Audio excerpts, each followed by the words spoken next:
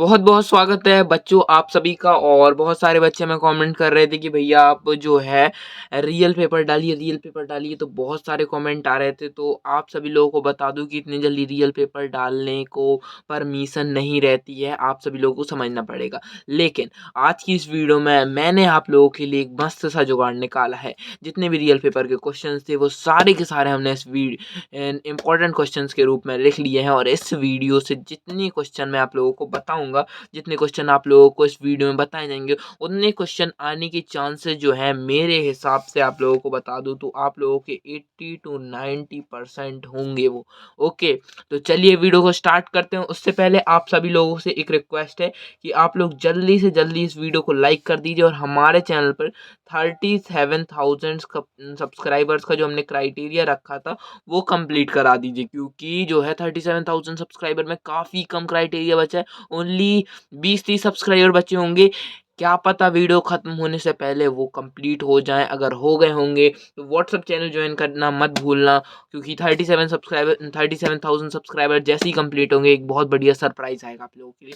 Okay, तो जल्दी से जल्दी सब्सक्राइब कर दो। ओके, एंड सबसे पहले आता है विषय आप लोगों का भौतिक विज्ञान। तो पहला क्वेश्चन आप लोगों से पूछ रहा है कि उन तीन भौतिक राशियों के नाम लिखिए जिनका विमीय सूत्र ML-1T-2 होता है। तो आप लोगों के वो हो जाएंगे तीन मात्रक हो, मतलब तीन राशियां होती हैं कि वो होती है सबसे पहले प्रबंध गुणांक, दूसरी होती है प्रत्यास्थ गुणांक, दूसरी होती है प्रतिबल, तीसरी होती है दाब। ठीक है, एंड सेकंड वाला क्वेश्चन आता है आप लोगों का। सेकंड क्वेश्चन आया है आप लोगों का कि एक वस्तु का घनत्व 8.4 ग्राम बटे सेकंड सेंटीमीटर है, जबकि छात्र ने प्रयोग के द्वारा 8.7 ग्राम बटे सेंटीमीटर स्क्वायर ज्ञात किया है। प्रयोगात्मक प्रतिशत त्रुटि जो है हमें ज्ञात करनी है। तो प्रयोगात्मक प्रतिशत त्रुटि जो आप लोगों को ज्ञात कैसे करनी है, तो सबसे पहले आप लोगों को क्या लिखना पड़ता है, मूल अवधारणा। ठीक है, मूल अवधारणा क्या है आप लोगों को एक्सप्लेन करता हूँ। मूल अवधारणा क्या है, एक्स जैसे हमने कोई पदार्थ लिया है, उसका वास्तविक मान आ रहा है एक्स नॉट, प्रयोगात्मक मान आ रहा है एक्स। ठीक है, तो डेल्टा एक्स बराबर एक्स माइनस एक्स नॉट और मोड लगा देंगे। ठीक है, क्योंकि माइनस में नहीं चाहिए हमें। एंड प्रतिशत ज्ञात करने के लिए delta x minus 100 upon x not. ठीक है, तो अब हमने एस मान लिया है कि एस जो है बच्चे ने प्रयोग द्वारा एक वस्तु का घनत्व निकाला है, तो वास्तविक मान क्या है 8.4 ग्राम एंड प्रयोगात्मक मान कितना है 8.7 ग्राम।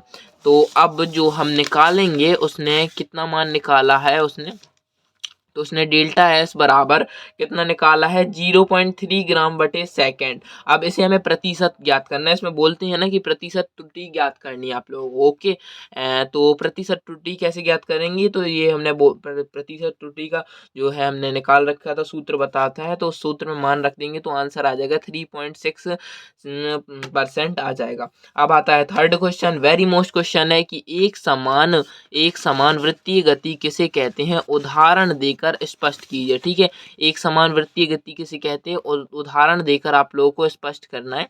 तो सबसे पहले आती है एक समान वृत्तीय गति का उदाहरण क्या हो जाएगा कि यदि वृत्तीय गति के दौरान निकाय का कोणीय वेग स्थिर रहता है तो इससे एक समान वृत्तीय गति कहते हैं। एक समान वृत्तीय गति एक त्वरित गति है, क्योंकि निकाय की दिशा लगातार बदलती रहती है। ठीक है, ये तो हमने एक समान वृत्तीय गति की परिभाषा कर दी। अब उदाहरण देख लेते हैं। उदाहरण क्या हो जाता है कि घड़ी के कांटे की गति पृथ्वी की सूर्य के चारों ओर लिखना है यहाँ पर, चारों ओर घूमने की गति आदि जो होंगी वो एक समान वृत्तीय गति के उदाहरण लेंगे। अब है एकांक सदिश क्या है, एकांक सदिश क्या है पूछ रहे हैं, और एकांक सदिश की परिभाषा। ठीक है, एकांक सदिश की परिभाषा कह रहे हैं कि एकांक सदिश की परिभाषा मतलब एकांक सदिश की परिभाषा कीजिए और आई कैप जे कैप के कैप क्या है, तो इसे बताना है। चलिए तो देख लेते हैं आप लोगों का कि उस सदिश को एकांक सदिश कहते हैं, कि उस सदिश को एकांक सदिश कहते हैं जिसका मापांक इकाई होता है। आई सदिश जिस आई कैप जे कैप के कैप क्रमशः एक्स वाई जेड दिशा के अनुदिश इकाई सदिश है। अभी यह फिफ्थ वाला क्वेश्चन आता है कि अभिकेंद्री त्वरण से आप क्या समझते हैं। अभिकेंद्री त्वरण एक सदिश राशि है जो वृत्तीय गति के लिए वस्तु पर कार्य करने वाले बल के कारण उत्पन्न होता है।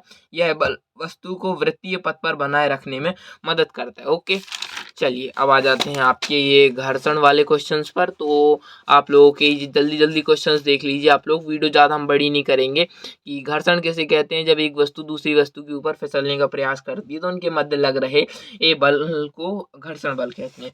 तो और ये अभिकेंद्री बल की वृत्तीय गति करती हुई वस्तुएं सदैव केंद्र की ओर जो रहती हैं वो एक क्या बल का अनुभव करती हैं, ठीक है। पूर्ण चक्कर लगाने पर सॉरी अभिकेंद्री बल दिखा देता हूँ, बल का अनुभव करती हैं, उस बल को अभिकेंद्री बल कहते हैं। और इसका सूत्र ये हो जाएगा F=mv/r, ठीक है। अब आता है आप लोगों का क्वेश्चन 8 वाला कि वृत्तीय गति के लिए आवर्तकाल एवं आवृत्ति की परिभाषा करनी है।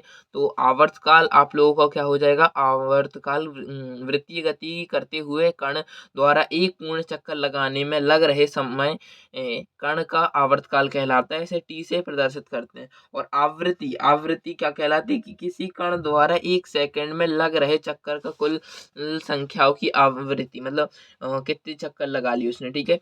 तो अब आता है सार्वत्रिक गुरुत्वीय नियतांक की परिभाषा, ये रही आप लोगों की सार्वत्रिक गुरुत्वीय नियतांक की परिभाषा। ये देख सकते हैं आप लोग, एक्सप्लेन में क्या ही करो, आप सभी लोगों को उसकी डेफिनेशन तो पता ही होगी, ठीक है।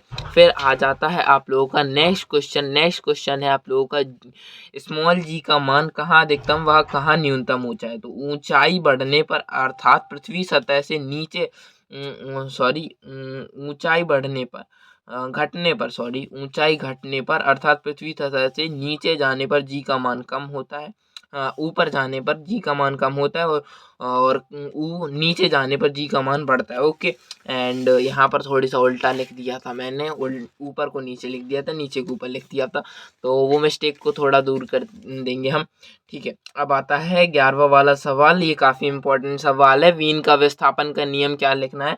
तो आप लोग क्या लिखेंगे कि इस नियम अनुसार सबसे पहले ये लिख दीजिए कि कृष्णिका से उत्सर्जित अधिकतम ऊर्जा की संगत तरंग दैर्ध्य उसके परम ताप के व्युत्क्रमानुपाती होता है, ये बात ध्यान रखें।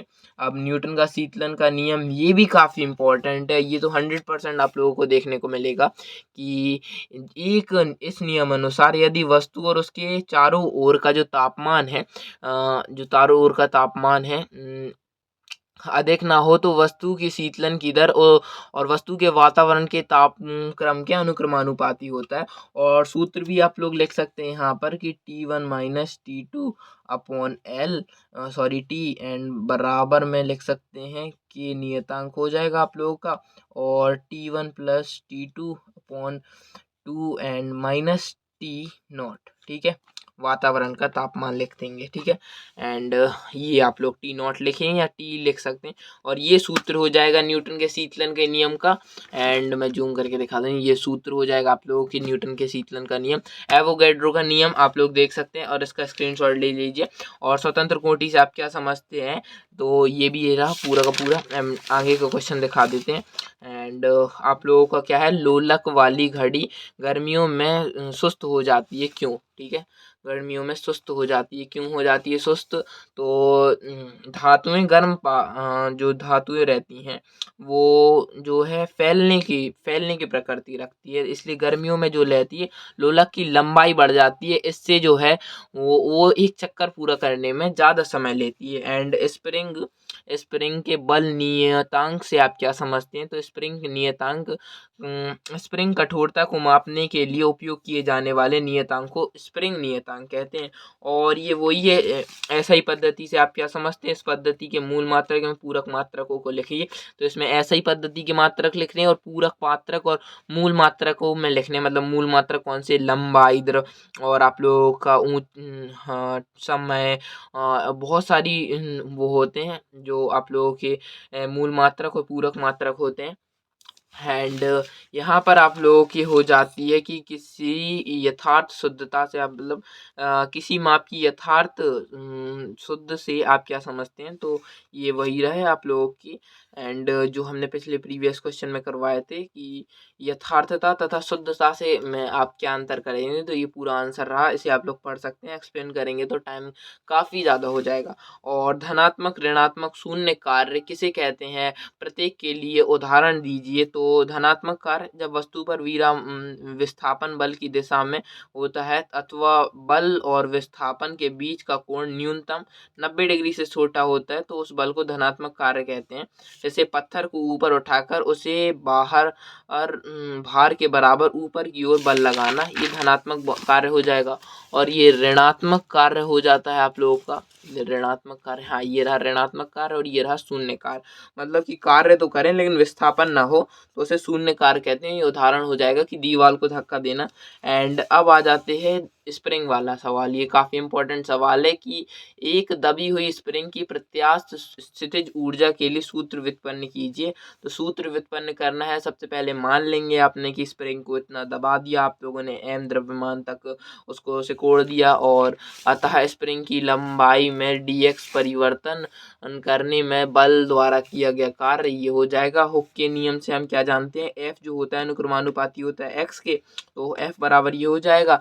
एंड आप लोगों का फिर समीकरण 1 में मान रखेंगे और इस प्रकार से आप लोगों को फिर क्या करना है, यहाँ पर अवकलन, अवकलन तो हर किसी को आता होगा और अवकलन कर देना है आप लोगों को इसका। एंड अवकलन करने पर ये आप लोगों का आंसर आ जाएगा। एंड ये उसकी स्थितिज ऊर्जा हो जाएगी और ये आंसर आ जाएगा।